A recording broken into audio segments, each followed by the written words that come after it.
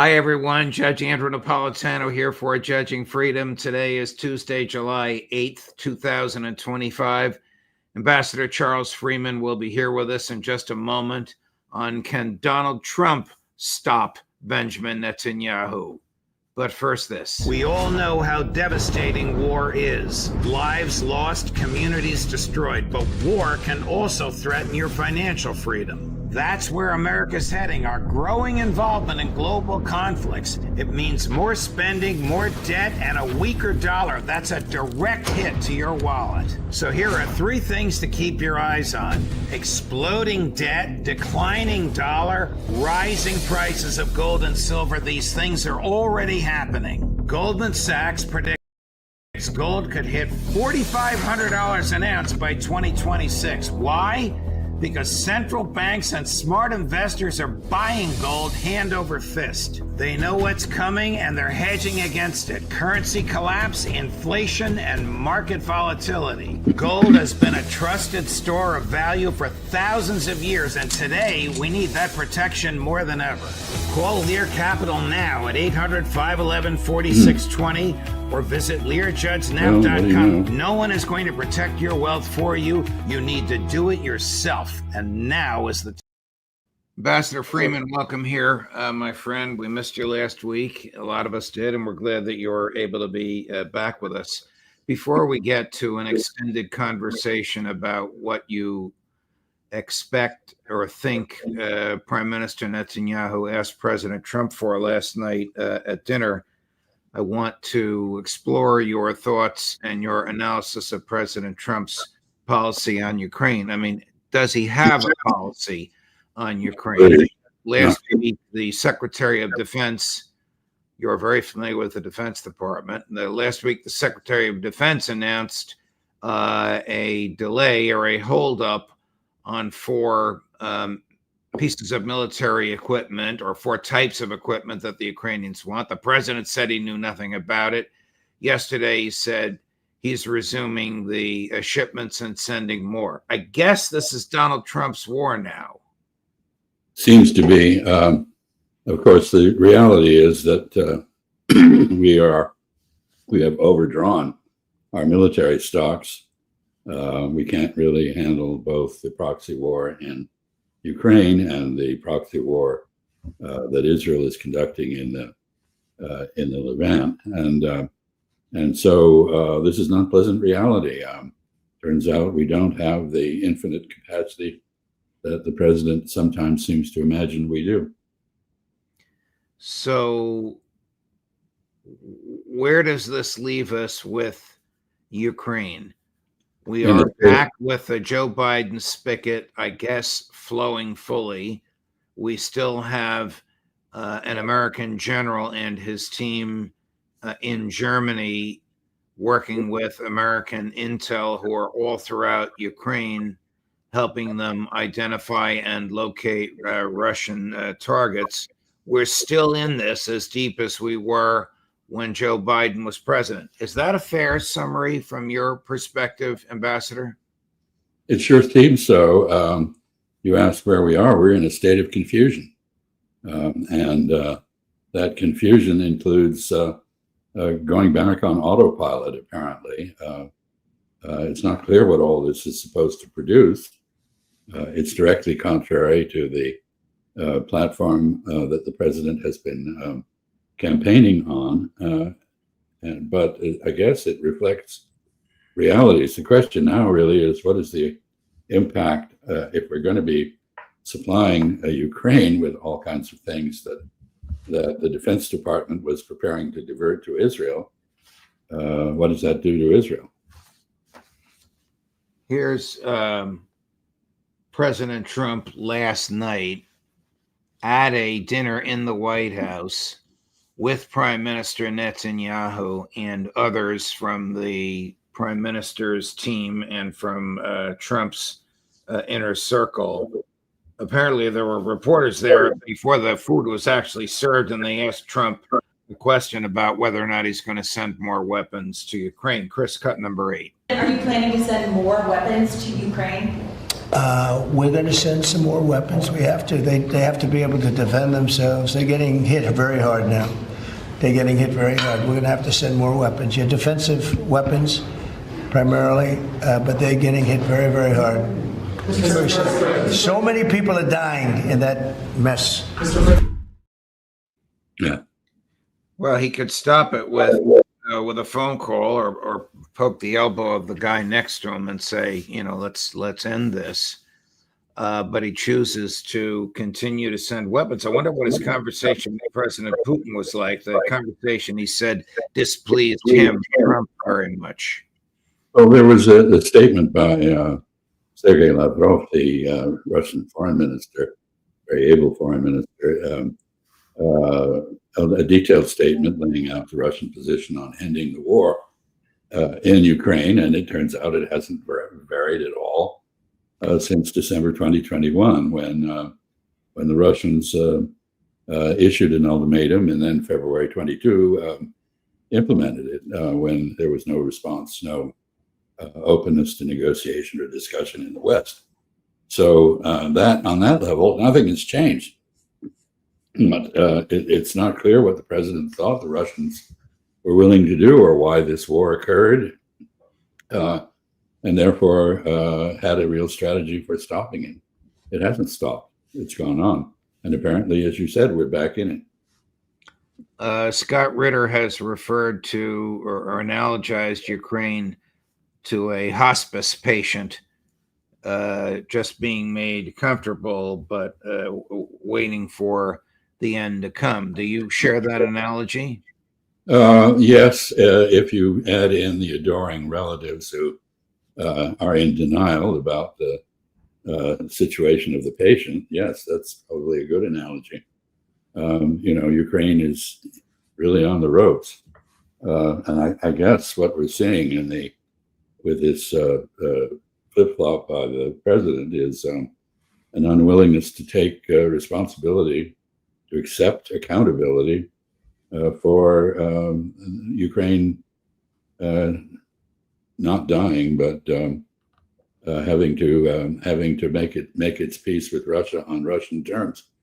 We all know what the conditions are for the Russians to cease their special military operation. As you pointed out, Ambassador, they haven't changed one iota from February 22 to July of 25. Yet President Trump says he was upset with President Putin during their phone call last week. Do you think President Trump understands what's going on, understands the Russian mind, understands his counterpart? There's no evidence he does. He's focused on a ceasefire. That's something that the losing side always wants. We are losing in Ukraine. There's no, the ceasefire does not include any terms that satisfy the Russian conditions, which involve, the three conditions: protection for Russian speakers in Ukraine, and now the recognition of the incorporation of the 4 eastern oblasts plus Crimea into Russia, the neutralization of Ukraine, and a firm commitment that it will not pose a military threat to Russia, and a third, a broader discussion of European security architecture that would reduce the fears that Russia has of Western attack, while reducing Western fears of Russian attack. These are the three conditions. They've been there from the beginning, and we've consistently refused to discuss them.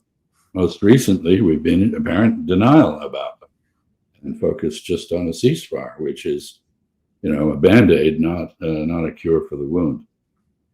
It's almost inconceivable that Donald Trump doesn't understand what you just articulated. Foreign Minister Lavrov and his boss, President Putin, have not deviated one iota from their very rational demands. I don't even know if Trump understands the origin of the special military operation, which, of course, is the American CIA in 2014. The CIA plus the National Endowment for Democracy which is apparently back in business but no longer transparent. Wow. Meaning still being funded by the CIA, but not under that name. So No, being funded by Congress, but not listing the recipients of its largesse anymore. It's gone dark, basically. And we have to remember that that organization was originally conceived as an alternative to covert action by the CIA. When the Church Committee investigated the CIA, found all sorts of legal delinquencies, and we moved some of the covert action out into the sunlight. Apparently, it's gone back into the dark now. I'm going to transition into Israel. Chris, do we have the clip of Tucker Carlson interrogating the senior senator from Texas? Now, you may have seen this. Ted Cruz shows an unbelievable, remarkable, almost crazed naivete about the commands from the Old Testament controlling his hands today. Watch this. Growing up in Sunday school, I was taught from the Bible, those who bless Israel will be blessed, and those who curse Israel will be cursed. So that's in the Bible. As a Christian, I believe that. Where is that? I can find it to you. I don't have the scripture off the tip of my. It's in Genesis, but where does my support for Israel come from? Number one, because biblically we're commanded to support Israel. But number two, hold on. I'm not holding on. Hold on. You're a senator. We are commanded to support Israel, and what does that mean? Israel. We're told those who bless Israel will be blessed. But what? Hold on. Define Israel. This is important. Are you kidding? This is a majority Christian country. Define Israel. Do you not know what Israel is? He's talking about the nation of Israel. Yeah, nations exist, and he's discussing a nation. A nation was the people of Israel. Is the nation They're the God's descendants of referring Abraham. to in Genesis, is that the same as the country run by Benjamin Netanyahu right now? Yes. It is. Well, of course, has the same undergraduate education that I do at Princeton and the same law school education that you do at Harvard. And he seems to think that God the Father has told posterity to follow Benjamin Netanyahu. Yes, well, there's a famous remark by a scholar of Israeli history, himself Jewish, who said that the founders of Zionism did not believe in God, but were convinced that he had given them Palestine. So this is nonsense. Israel is in the Bible is an idea. It is an idea. It's in the Quran too, by the way. The children of Israel are the exemplars of morality in the Holy Quran. So to equate this with the modern state of Israel, which was founded by atheists and which follows a completely amoral policy, is really quite a twist. Politically advantageous, I guess.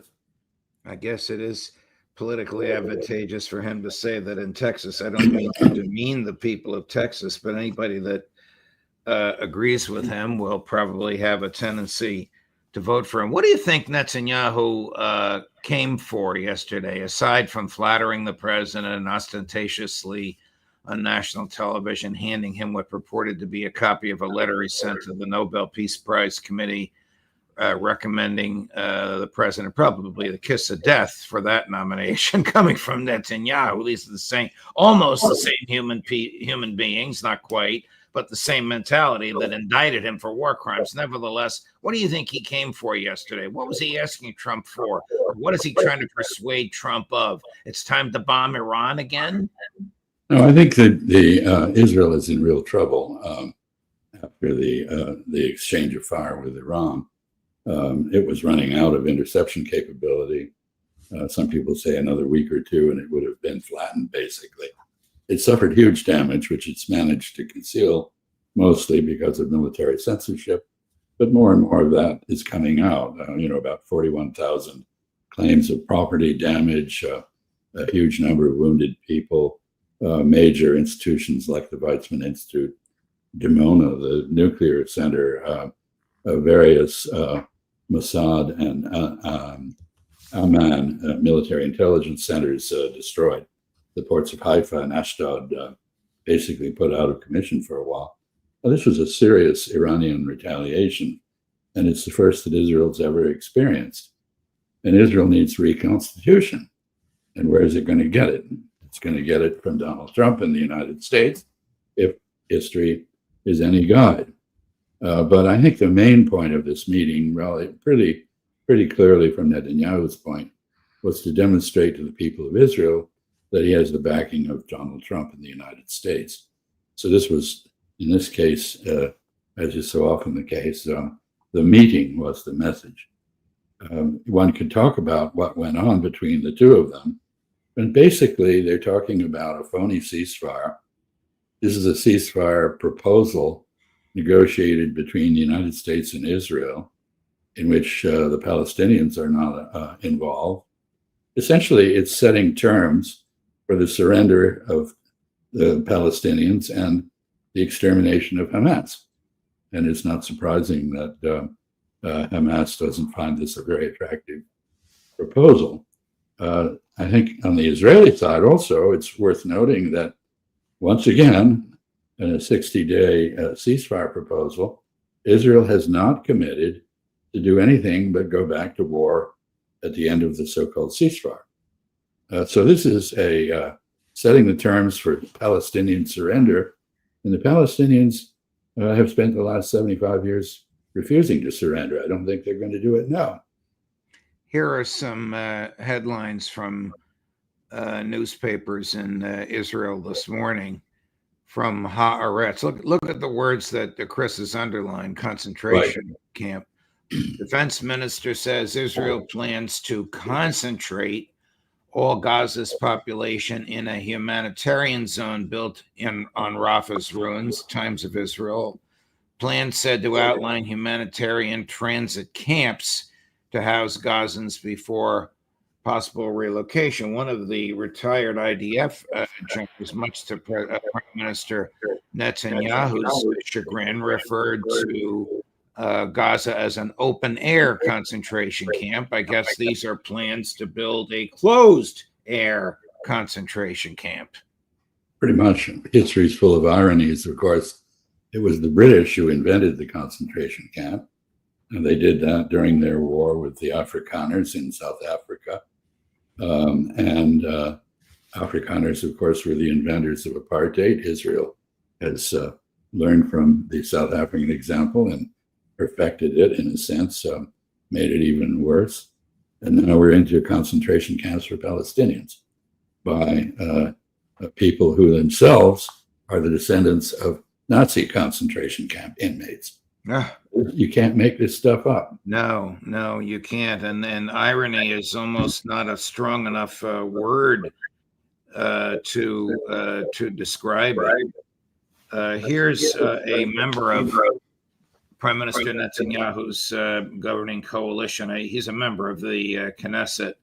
This is horrific, but here's what he said 2 days ago. Chris, cut number one. The war we are fighting today, which we embarked on the 7th of October, is a war against a Nazi enemy that threatened the existence of the Jewish people in the land of Israel. That is the whole truth. So the Prime Minister decided to do it sequentially. I'm with him. No problem, let's do it sequentially. You eliminated Hezbollah, you dealt a severe blow, maybe even more than that, to Iran. Now the time has come to deal with the Gaza Strip. How do we do that? You take off the gloves, stop the humanitarian aid, cut off electricity, cut off water, start destroying, and expel voluntarily, so to speak, voluntary migration, the Gazans. There are no uninvolved people there, no innocents, no one who isn't guilty. As far as I'm concerned, they're all Hamas members. At the end of the war, there should be 2 images in the Gaza Strip. First, not a single Gazan remains, and all 50 of our hostages, 49 male hostages and 1 female hostage, both living in the seized area, returned to the state of Israel. Is this just the rantings of a right-wing fanatic, or is this a generally accepted view amongst the Israeli population? Well, it's both the best impersonation of a Nazi that I've ever seen, and it does represent the government policy of Israel.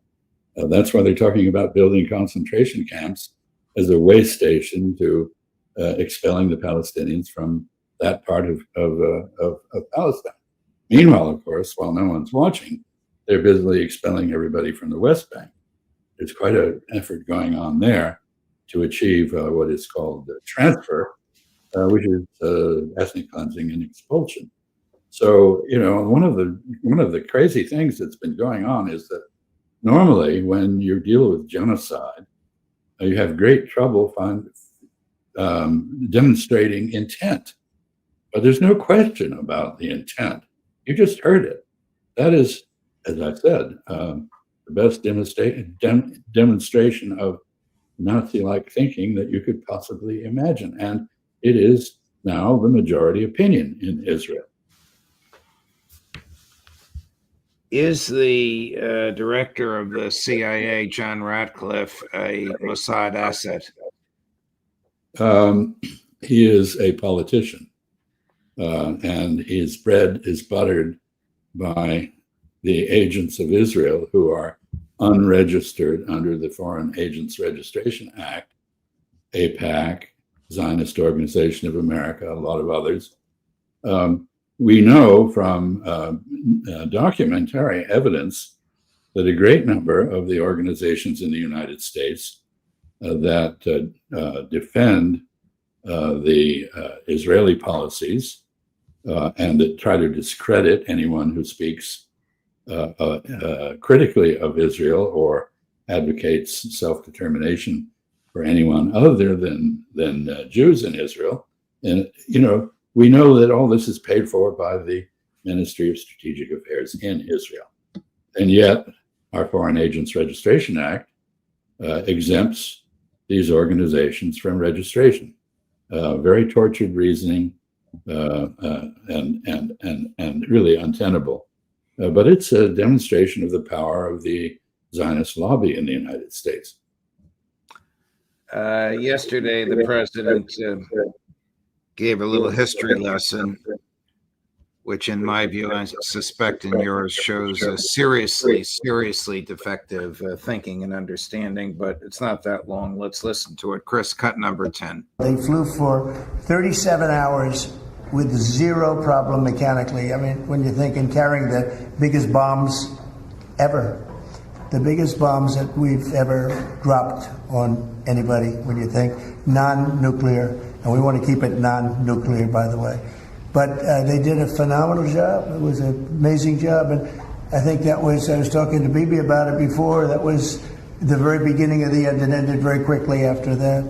I don't want to say what it reminded me of, but if you go back a long time ago, it reminded people of a certain other event. And Harry Truman's picture is now in the lobby, in a nice location in the lobby where it should have been, but that stopped a lot of fighting. And this stopped a lot of fighting. When that happened, it was a whole different ballgame. That's delusional, I have to say. That's not what happened. What happened was Israel basically cried uncle. Iran had always said it would cease fire on Israel if Israel ceased fire on it.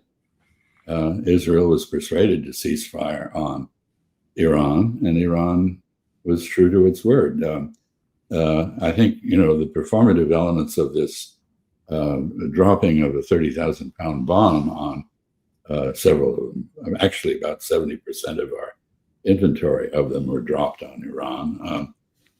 The performative actions of that represented were then reciprocated by the Iranians by telling everyone at Al Udeid Air Base in Qatar to get out of the way while they carried out a performative strike on it. So, of course, it's true that the bombing by Israel, the bombing by the United States, did set back the Iranian nuclear program. But my guess is that Iran had clandestine sites prepared, that it relocated the enriched uranium it had, not only to Natanz, which was bombed, but elsewhere. And this whole episode greatly strengthened the voice of the hardliners in Iran who have advocated building a nuclear weapon. And my guess is that Iran is now probably doing the enrichment to weapons grade, not quite making a bomb, because the fatwa, the religious scruples that have inhibited making a bomb remain in place, and the Iranians would still like to do normalize relations with the West, and especially the United States.